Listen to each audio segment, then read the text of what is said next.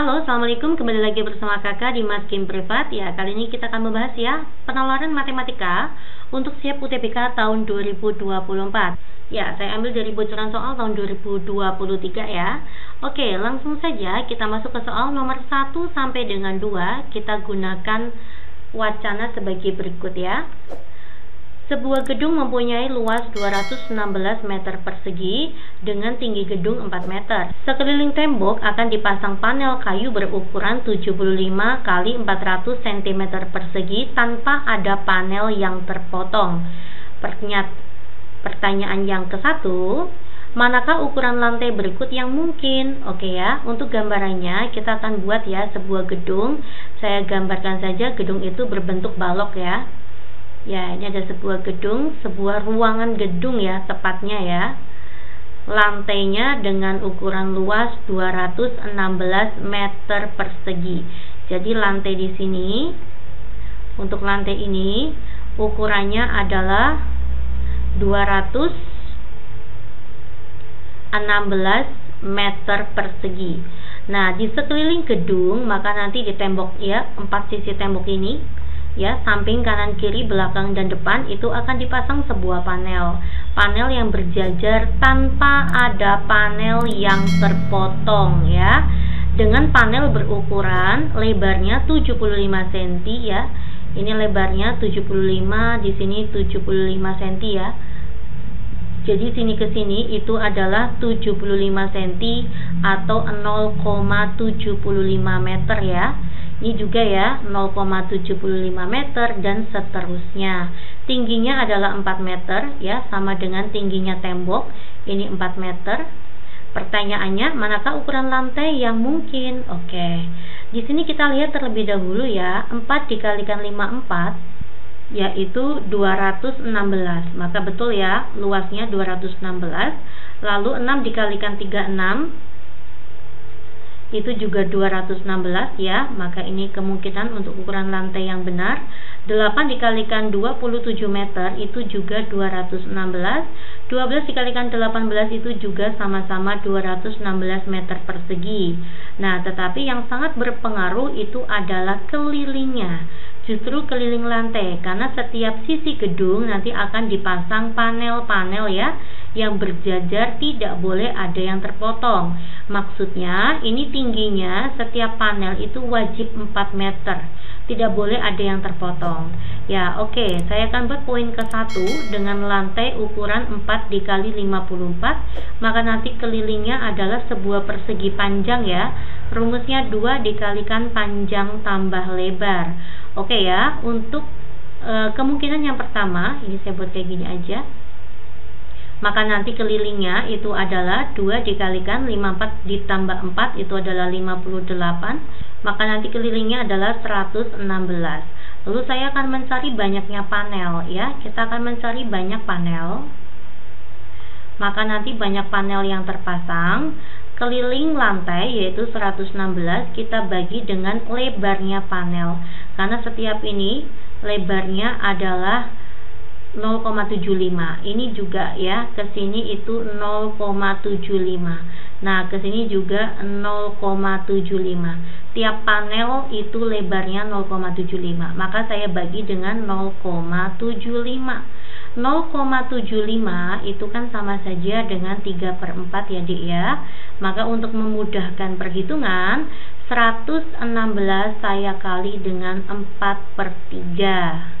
116 kita bagi dengan 3, itu hasilnya adalah koma-koma ya, 38,6. Maka ini sebuah pecahan, hasilnya bukan bilangan bulat, maka poin ke-1 adalah salah. Kenapa? Kalau hasilnya adalah sebuah pecahan, artinya panel tersebut tidak utuh. Nanti salah satunya ada yang terpotong. Mintanya panelnya utuh, tidak ada panel yang dipotong. Maka 1 salah. Ingat ini tipenya 1, 2, 3, 1, 3, 2, 4 hanya 4 dan 1, 2, 3, 4. Jika poin 1 salah maka 3 salah. Kita akan cek ya untuk poin kedua. Poin kedua maka nanti kelilingnya berapa Dek? Kelilingnya adalah 2 kali 36 ditambah dengan 6 itu adalah 42. 2 dikalikan 42 itu adalah 84. Sekarang kita akan menghitung ya, bisa nggak mencari banyaknya panel menghasilkan bilangan bulat. Itu wajib bilangan bulat ya. Oke, maka nanti 84 saya kali dengan 4/3. 84 dibagi 3 itu adalah menghasilkan bilangan bulat, yaitu 28. 28 dikalikan dengan 4 adalah 112. Ya, ini menghasilkan 112 panel. Maka pernyataan poin kedua itu benar ya, menghasilkan panel yang tidak terpotong ya, bulat 112 panel. Jika poin kedua benar, maka nanti poin keempat benar. Kita akan coba buktikan ya. Untuk poin keempat, maka nanti kelilingnya adalah 2 kali panjang tambah lebar. Ya, maka itu berapa Dek? 30 ya. 30, maka nanti kelilingnya 60. Kita buat mencari banyaknya panel, maka nanti banyak panel adalah keliling dibagi panjangnya panel ya, lebarnya panel ya, saya kali dengan 4/3. 60 bagi 3 itu adalah 20. Banyaknya panel adalah 80 panel. Semuanya tidak terpotong ya, bulat seperti ini. Ya, artinya karena menghasilkan bilangan bulat tidak ada panel yang terpotong. Oke, jawabannya 2 dan 4 yaitu C. Kalian paham ya? Next kita masuk ke soal nomor 2. Jika harga sebuah panel kayu adalah 90.000, maka biaya minimum yang mungkin untuk memasang panel pada dinding ruangan tersebut adalah, kita lihat ya, maka nanti kita menggunakan yang ukuran luas lantainya adalah poin keempat ya tadi ya. Nah, karena dia membutuhkan panel yang lebih sedikit, yaitu 80 panel. Sedangkan untuk poin kedua tadi membutuhkan 112 panel. Oke ya, karena harga satu panel adalah 90.000, maka nanti biaya total pemasangannya adalah 80 saya kali dengan 90.000. Jawabannya adalah 7, 2, nolnya tambahin berapa? 1, 2, 3, 4, 5 1, 2, 3, 4, 5 7.200.000. Jawabannya adalah B. Kita bisa ya lanjut ya ke soal selanjutnya. Adik paham ya Dek ya? Next kita masuk ke soal nomor 3 sampai dengan 5. Gunakan wacana sebagai berikut. Kita akan coba cek ya. Sebuah perusahaan kereta api melayani 3 rute perjalanan di kota. Ya, rute A ke B, kota A ke C, dan kota A ke D. Total jumlah penumpang pada ketiga rute adalah 600.000. Ya, berarti A ke B, A ke C, A ke D saya akan ibaratkan masing-masing adalah sebuah variabel ya.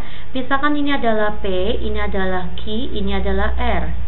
Oke, jumlah penumpang pada ketiga rute, maka penumpang rute P ya, A ke B itu P ya, ditambah Q ditambah R, itu jumlah penumpangnya adalah 600.000.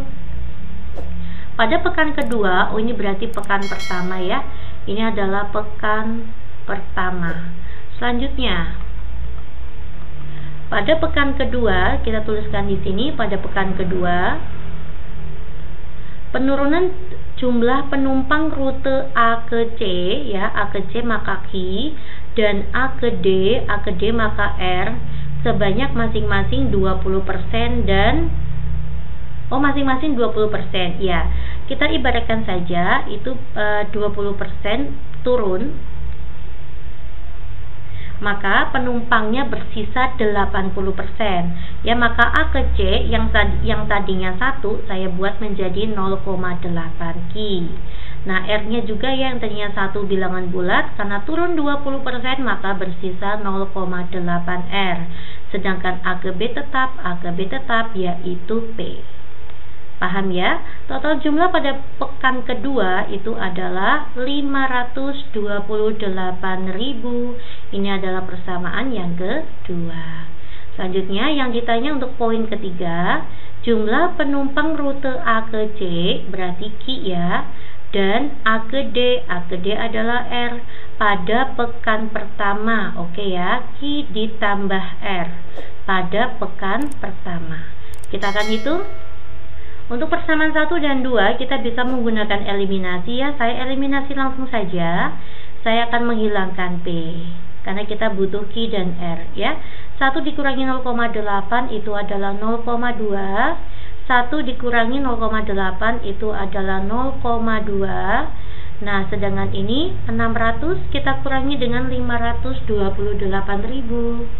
600.000 kita kurangi dengan 528.000 itu adalah 72.000. Nah, masing-masing kita bagi dengan 0,2. Maka nanti Q ditambah R sama dengan 72.000 kita bagi dengan 0,2, yaitu 360.000. Oke. Ya, jawabannya adalah 360.000. Itu adalah Q plus R. Sampai sini paham?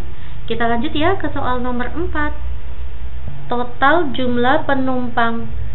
jumlah penumpang rute A ke B ya, A ke B, maka ditanya P pada pekan pertama dan kedua. Oke ya.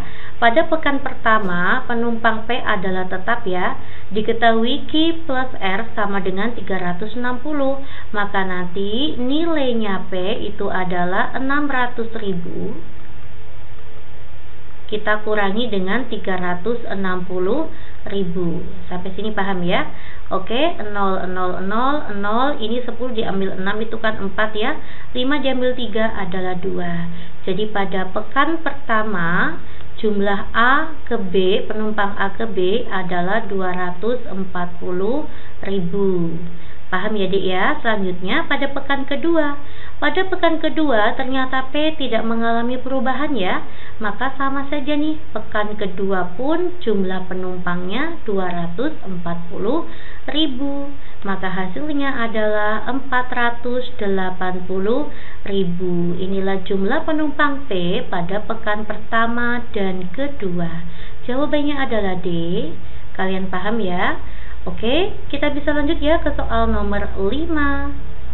Misalkan satu rangkaian kereta terdiri dari 8 gerbong penumpang ya. Jadi ada 8 gerbong penumpang. Selanjutnya, dan dalam satu pekan terjadi perjalanan A ke B sebanyak 75 kali. Ya, dalam satu pekan ya, Dek. Untuk A ke B, maka nanti P ini dalam satu pekan itu jumlahnya ada 240 penumpang ya. Ada 240.000 penumpang. Oke. Perjalanannya A ke B sebanyak 75 kali dan sebaliknya. Maka nanti A ke B itu 75 kali dan sebaliknya. Maka kita kalikan 2 ya, A ke B dan B ke A. Ya, berarti perjalanannya adalah 150 kali. Selanjutnya, pertanyaannya adalah rata-rata jumlah penumpang per gerbong pada perjalanan pekan pertama.